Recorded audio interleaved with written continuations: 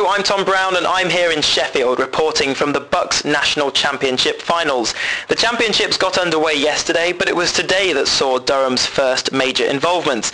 And the day's headlines belong to Lacrosse, as both the women's twos and the men's ones were in action. The day began with the Women's National Trophy final as Durham took on Cardiff, who'd brought their first team and who on paper seemed like very tough opponents.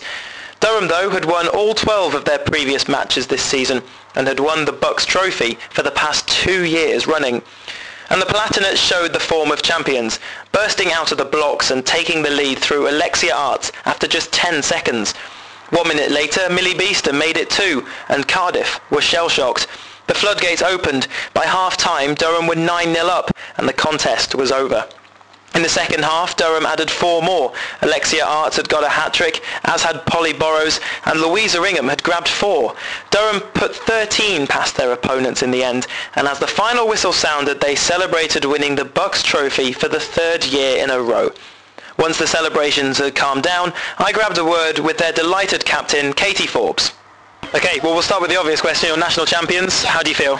Absolutely fantastic. All the hard work's been worthwhile. So, tough game again, and I thought we were in a little bit of trouble at the end of it, but no, it was a really good win, really good. How did you feel coming into it? Did you think it was a 13-5 victory and it was very, very comprehensive? Were you always thinking it would be that much, or do you think it would be that close? I thought this is the most nervous I've ever been for a Durham match. I was so scared because they've come down from the South Premiership, so we don't know anyone really who plays for them, so it's completely unexpected, and I think we were all, by the time we got out here, absolutely bricking it. But those nerves must have soon gone, because after about 10 minutes you were 5 or 6-0 up. What were you feeling at that point? I mean, for me, I'm a defence, so when it hasn't come down yet, I'm still nervous, but the 2 sort of goals right at the start are a nice little confidence boost, so that helped a lot to calm everyone down, I think. What are your thoughts about this team? Because you've played about, I think, 14, 15 matches this season. You haven't lost. You've won every single game. Now you're national champions. What are the qualities about this team? Why are they so good? I think they're just so keen to come and play, and on cold nights we trained in the snow, and everyone's still up to come along, have fitness, and just so enthusiastic. And it's a very young team, so I think they're looking forward to the future and wanting to build from this year, which is good, and I'll be sad to leave them. Yes, the girls have had a fantastic season, and one of the main reasons behind this is their coach, Emily Blatter. Emily came over from America 2 years ago as Durham's first ever full-time lacrosse coach, and she was given the task of completely reforming the way our university sides play. Well, she's certainly done that. The women's ones reached the semi-finals of the BUCS National Championships, and as the women's twos left the pitch as national champions today, I asked her how she was feeling. I'm so proud, I'm so happy, ecstatic. National champions for 3 years in a row is fantastic. We were playing a really tough opponent, and I think that the fact that we beat them so handedly is, I think, indicative of how good we really, really are. And we've won the national championship 3 years in a row. Fantastic. And I think it just shows what a powerhouse Durham really is in lacrosse.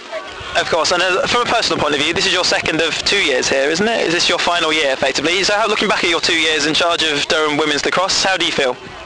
Oh, so proud. I am so proud to have been the head coach of a fantastic program and of great girls. I know that I've changed the program a whole lot and demanded so much of them, like countless hours of training and weightlifting and fitness sessions, and I think it was hard at first for them to make that adjustment, but I think that they did so really gracefully, and they always had superb attitudes, so I'm just really proud of those girls, of each individual. I've gotten to know them individually, and they're fantastic, so yeah, I'm very proud to have coached them, and I'm sad to say goodbye to them too. But today was a good final goodbye. Well, after the women had left the pitch to continue their celebrations, the men took to the field for their national championship final against Nottingham. Like the women's twos, the men had won every single game they played this season, so were hot favourites going into the final. Nottingham started strongly though, making it 1-0 early on. 2 goals from John Mead gave Durham the lead, but after the first quarter, Nottingham were still very much in the game at 2-2. But then Durham began to prove their class. Just like their female counterparts had done earlier, they scored 9 goals without reply, and the title looked set to be theirs. John Mead scored 4 altogether, whilst Kevin Discapello netted a hat-trick.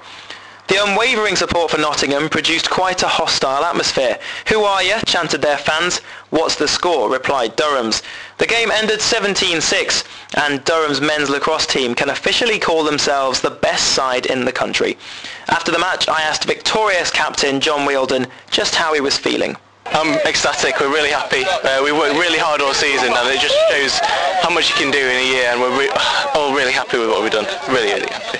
Because you've gone undefeated going into this game, were you complacent at all, or what did you do to avoid being complacent? We've been training really hard over the last week especially. We knew they were going to be a tough game, so we focused very hard over the last week and all our training this year. So yeah, we've definitely not been complacent.